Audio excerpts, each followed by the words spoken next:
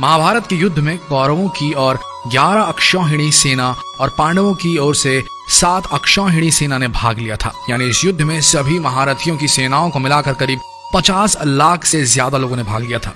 लेकिन यह अब सवाल उठता है कि इतनी विशालकाय सेना के लिए युद्ध के दौरान भोजन कौन बनाता था और कैसे ये सब प्रबंध करता रहा होगा।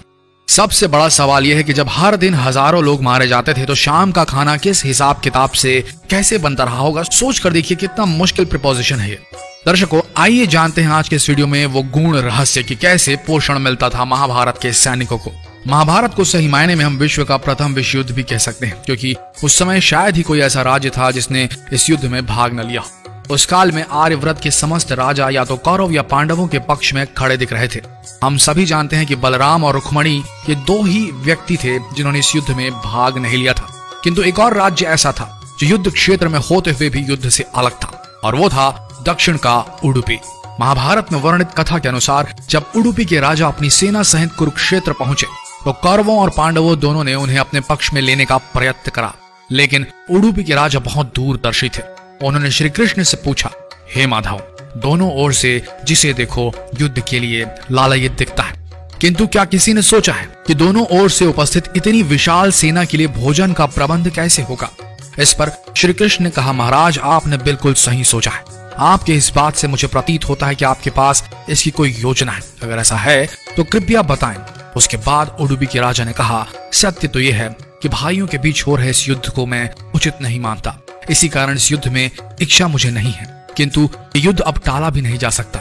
इस कारण मेरी ये इच्छा है कि मैं अपनी पूरी सेना के साथ यहाँ उपस्थित समस्त सेनाओं के भोजन का प्रबंध करूं। इस पर श्री कृष्ण मुस्कुराते हुए बोले, महाराज, आपका विचार अति उत्तम है। इस युद्ध में लगभग 50 लाख योद्धा भाग लेंगे, और अगर आप जैसे कुशल राजा उनके भोजन के प्रबंध को देखेंगे तो हम सब उस ओर निश्चिंत रहेंगे। श्री कृष्ण ने कहा, वैसे मुझे पता है कि सागर जितनी इस विशाल सेना का भोजन प्रबंध करना आपकी और भीमसेन के अतिरिक्त किसी के लिए भी संभव नहीं है, किंतु भीमसेन इस युद्ध से विरक्त नहीं हो सकते।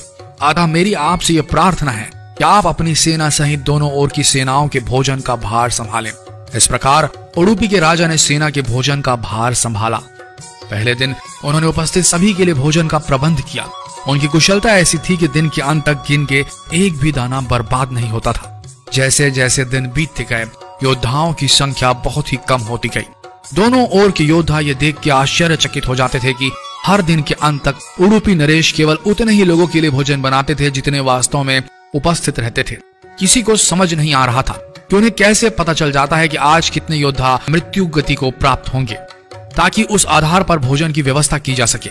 इतनी विशाल सेना के भोजन के प्रबंध करना अपने आप में ही एक आश्चर्य था, और उस पर भी इस प्रकार के अन्न का एक भी दाना बर्बाद ना हो, यह तो किसी चमत्कार से भी कम नहीं था। अतः 18वें दिन युद्ध समाप्त हुआ और पांडवों के राज्याभिषेक के दिन युधिष्ठिर से रहा नहीं गया, और उन्होंने उडुपी नरेश से पूछ ही लिया, हे महाराज, समस्त देशों के राजा हमारी प्रशंसा कर रहे हैं कि किस प्रकार हमने कम सेना होते हुए भी उस सेना को परास्त कर दिया जिसका नेतृत्व पितामह भीष्म, गुरु द्रोण, ज्येष्ठ भ्राता जैसे महारथी कर रहे थे।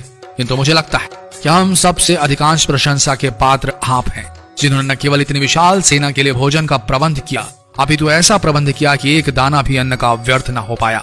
मैं आपसे इस कुशलता का रहस्य जानना चाहता हूँ। इस पर उडुपी नरेश ने मुस्कुराते हुए कहा, सम्राट, आपने जो इस युद्ध में विजय पाई है उसका श्रेय किसे देंगे। इस पर युधिष्ठिर ने कहा, श्री कृष्ण के अतिरिक्त इसका श्रेय किसी और को जा नहीं सकता। अगर वे ना होते तो कौरव सेना को परास्त करना असंभव था। तब उडुपी नरेश ने कहा, हे महाराज, आप जिसे मेरा चमत्कार कह रहे हैं वो श्री कृष्ण का ही प्रताप है। ऐसा सुनकर वहां उपस्थित सभी लोग आश्चर्यचकित हो गए। तब उडुपी नरेश ने इस रहस्य से पर्दा उठाया और कहा, हे महाराज, श्री कृष्ण प्रतिदिन रात्रि को मूंगफली खाते थे।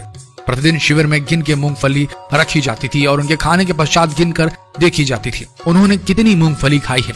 वे जितनी मूंगफली खाते थे उसके ठीक 1000 गुना सैनिक अगले दिन युद्ध में मारे जाते थे। अर्थात वे अगर 50 मूंगफली खाते थे तो समझ आता था कि अगले दिन 50,000 योद्धा युद्ध में मारे जाएंगे। इसी अनुपात में अगले दिन भोजन कम बनाया जाता था। यही कारण था कि कभी भी भोजन व्यर्थ नहीं हुआ। श्री कृष्ण के इस चमत्कार को सुनकर सभी उनके आगे नतमस्तक हो गए। यह कथा महाभारत के सबसे दुर्लभ कथाओं में से एक है। कर्नाटक के उडुपी जिले स्थित कृष्ण मठ में यह कथा हमेशा सुनाई जाती है। ऐसा माना जाता है कि इस मठ की स्थापना उडुपी के सम्राट द्वारा ही करवाई गई थी, जिसे बाद में श्री माधव आचार्य जी ने आगे बढ़ाया। तो दर्शकों, उम्मीद करते हैं कि आज की ये प्रस्तुति पसंद आई होगी आपको और आप समझ गए होंगे कि पोषण वही सही है जिसका एक दाना भी व्यर्थ न जाए। शायद आप इस गूढ़ रहस्य को समझ गए होंगे और अगली बार अपनी थाली में खाना छोड़ने से पहले सोचेंगे जरूर।